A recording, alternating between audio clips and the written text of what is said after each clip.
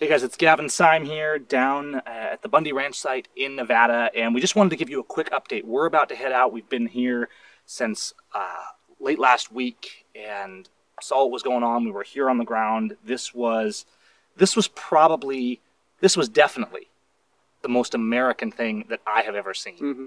And yeah, there's reports going out. We're seeing all these false reports and these suggestions that, you know, we're putting women and children up in the line of fire purposely, or like we're some kind of domestic terrorist. These people out here that are standing for their freedom and their land rights and their God-given liberty. If you're sharing that stuff, if you're disseminating that kind of misinformation, and you care about liberty and the Constitution and freedom, you need to do your homework. You need to look at what really happened here, because what happened here was people standing against a government that was absolutely lawless. The BLM had no authority here. They were completely lawless. They were thugs down here that were ready to kill women and children. And we thought it was going to come to that. I don't think this comes across to a lot of the people out there, but we genuinely thought people, and maybe all of us, were going to die. I mean, wouldn't you guys agree? Yes, definitely. And so this is my brother Nathan and Anthony.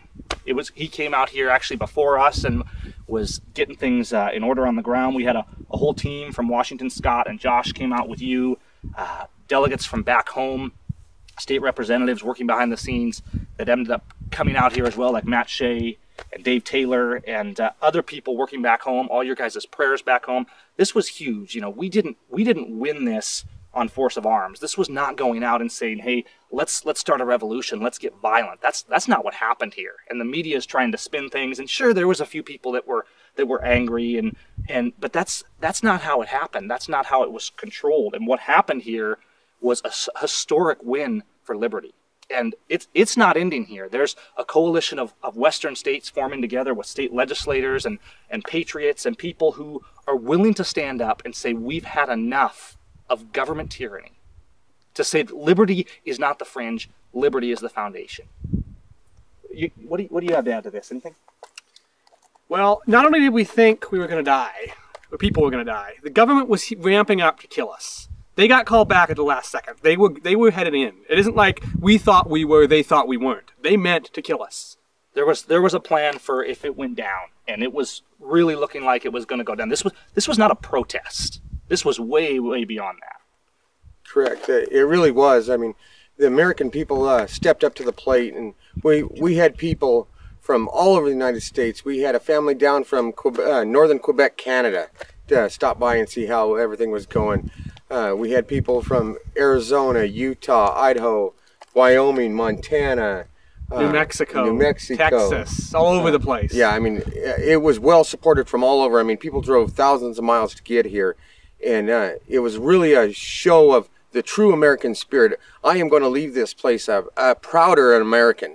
The Americans still have that spirit, and it was great to see them step up.